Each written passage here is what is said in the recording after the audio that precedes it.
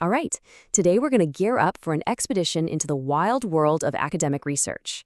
Think of yourself as an explorer, and we're about to hand you one of the most powerful mapping tools you can have, the scoping review. So let's get started. So picture this. You're standing at the edge of a brand new field of study. It's just this dense, totally uncharted wilderness of articles, papers, and data. And the thought of even taking the first step feels, well, massive.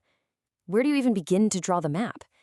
It's a challenge every single researcher faces, but thankfully, there's a method designed for this exact problem. To navigate this wilderness, you first have to get the lay of the land.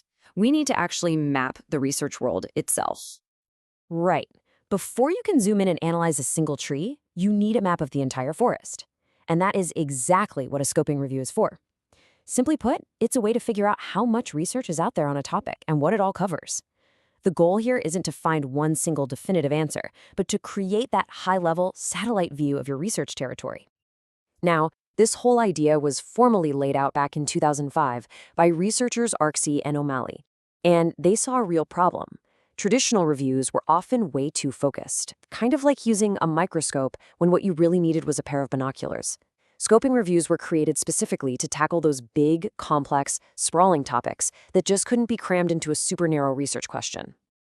So, this brings us to a really crucial point.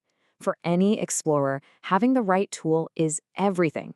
And in the world of research, two of the most common tools are the scoping review and the systematic review.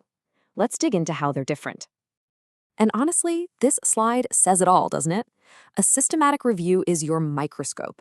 It is designed for a deep, super focused look at a very specific question. A scoping review, on the other hand, that's your map. It's for getting a broad, sweeping overview of an entire area. And what's so cool about this is how it breaks down that difference. Just look at the review question. It's broad for a scoping review, but super focused for a systematic one. The sources? A scoping review dives into a huge, diverse pool of literature, while a systematic review zeroes in on a much smaller, specific set. But the outcome? That's the real key. A scoping review maps the evidence to find the gaps, whereas a systematic review's whole purpose is to give concrete guidance for what to do in practice. Okay, so the big question is, when do you pull out the map instead of the microscope? When is a scoping review the absolute right tool for your research expedition? Well, it turns out there are 5 key signs, 5 big indicators that a scoping review is exactly what you need. So when is it perfect? First, you use it to find the terra incognita, the real uncharted gaps on your research map. Second, you use it when a field is so huge you just need to get a handle on its sheer size and scope. Third, it's great for clarifying really complex ideas when you feel like you're drowning in jargon. Fourth, you can use it to see how other people are actually doing research in the field. And finally, it's the perfect recon mission before you launch a full-blown systematic review. All right, you're sold, you need a map. But how do you actually go about making one? For that, we turn to our trusty guidebook, the really rigorous step-by-step method from the Joanna Briggs Institute, or JBI for short. Now, at the very heart of the JBI method is something called the PCC framework. Think of this as the legend for your map. It forces you to be crystal clear about your population, the who, your concept, the what, and your context, the where. It sounds simple, but this little tool is absolutely essential for building a clear and effective research question. So the whole journey starts with phase 1 planning, and this is all about preparation.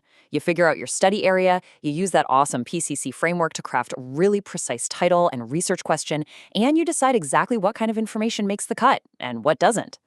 Next up, phase 2, the expedition itself. This is where you actually head out into the wild and start gathering your data. And this isn't just a quick Google search, okay? It's a systematic hunt across multiple databases, and it's followed by this really rigorous process of screening and selecting only the studies that perfectly fit your plan. And this is how you show your work and stay transparent. It's called a Prisma SCR flow diagram, and it's basically your visual logbook. It shows everyone exactly how many articles you started with, how many you tossed out as duplicates, how many you screened, and why certain ones didn't make it, all leading down to your final list. It's all about being clear and organized. And finally, you get to phase 3, charting the findings. This is where you systematically pull out or extract all the key pieces of information from every study you included. And remember, the goal here isn't to find one single answer. It's to organize all of this data to create a detailed, comprehensive map of the entire research landscape. And if that sounds a little abstract, this slide makes it really concrete. A data charting table like this is how it's done.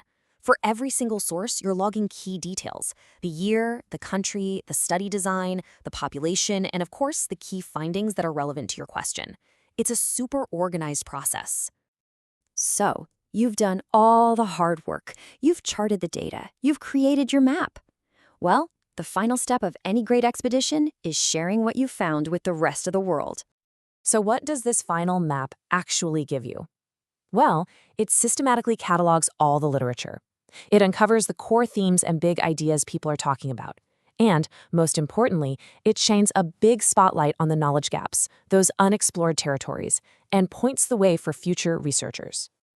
Don't just take my word for it. This quote from the source material really just hits the nail on the head. Scoping reviews have become an indispensable methodology. They are, without a doubt, a critical tool for helping scholars find their way through the huge, ever-growing world of academic research. So the next time you find yourself standing in front of a new, intimidating field of knowledge, you'll know you have the right tool to get started. The territory has been mapped, the gaps are clear, and the path forward, well, that's yours to choose. So what will you discover?